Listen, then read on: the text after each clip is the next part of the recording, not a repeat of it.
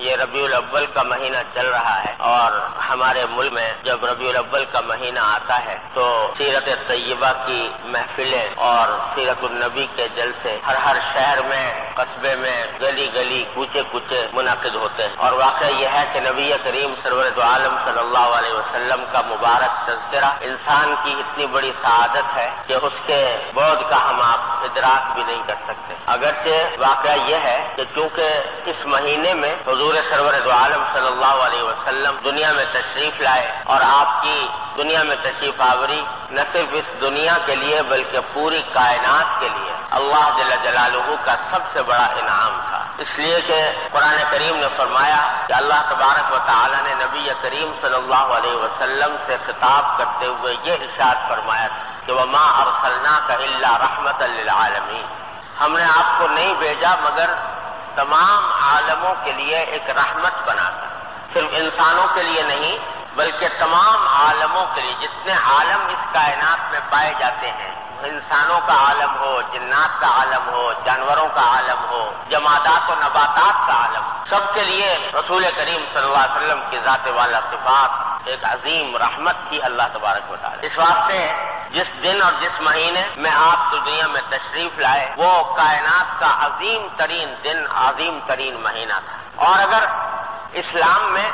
کسی کے یوم ولادت منانے کا کوئی تصور ہوتا تو یقیناً حضور نبی کریم سرور دو عالم صلی اللہ علیہ وسلم سے زیادہ کسی اور کا استحقاق نہیں تھا کہ اس کا یوم ولادت منایا جائے، لیکن اللہ جل جلالہ نے آپ کے ذریعے جو دین ہمیں عطا فرمایا وہ دین در حقیقت رسمی کارروائیوں سے بڑا بالا تر ہے۔ اس دین میں تمام تر زور اور اہمیت اور تاکید در حقیقت عمل کی ہے، ہر انسان کے اپنے عمل، اس میں رسمی کارروائیاں نہیں ہیں۔ اس لیے اس دین کے اندر کسی کے یوم ولادت یا یوم وفات منانے کا کوئی تصور ہی نہیں۔ اتنا عظیم الشان واقعہ جو پوری کائنات کے لیے ایک رحمت تھا وہ پیش آیا، سرکار دو عالم صلی اللہ علیہ وسلم کی ولادت باسعادت، لیکن پوری حیات طیبہ میں نبی کریم سرور دو عالم صلی اللہ علیہ وسلم کی حیات طیبہ میں کبھی آپ نے یا آپ کے صحابہ کرام نے یہ دن نہیں منایا۔ آپ دنیا سے تشریف لے گئے، 100 سال تک صحابہ کرام دنیا میں تشریف فرما رہے، اور یہ وہ صحابہ کرام تھے جو نبی کریم سرور دو عالم صلی اللہ علیہ وسلم کے اتنے جانثار کہ اب دنیا میں ایسا کوئی جانثار پیدا ہونا ممکن نہیں، جو رسول کریم صلی اللہ علیہ وسلم کے دہان مبارک سے نکلنے والے تھوک کو بھی زمین پر گرنے نہیں دیتے تھے بلکہ اس کو اپنے ہاتھ پر لے کر اس کو اپنے جسم پر مل لیتے۔ وہ صحابہ کرام جو سرکار دو عالم صلی اللہ علیہ وسلم کے ایک پسینے کے قطرے پر اپنے ہزاروں خون کے قطرے بہانے کو تیار، ایسے جانثار دنیا میں کسی بھی انسان کے پیدا نہیں ہوئے۔ یہ وہ صحابہ کرام ہیں کہ کسی بھی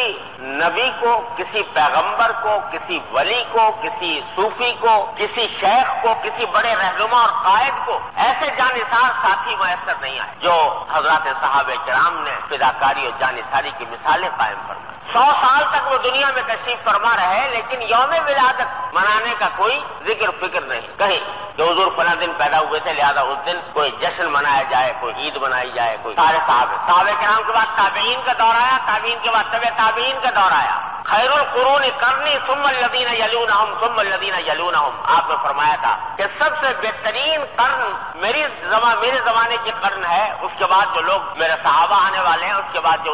جو آنے والے تابعین اور تبع تابعین۔ پورے اس خیر القرون میں کوئی تذکرہ کہیں عید میلاد النبی منانے کا نہیں۔ کیوں؟ اس لیے کہ اسلام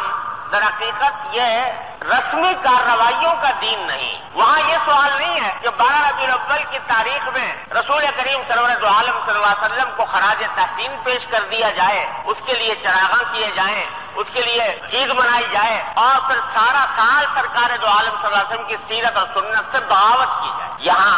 اس کا کوئی تصور نہیں تھا۔ ان کا تو ہر لمحہ،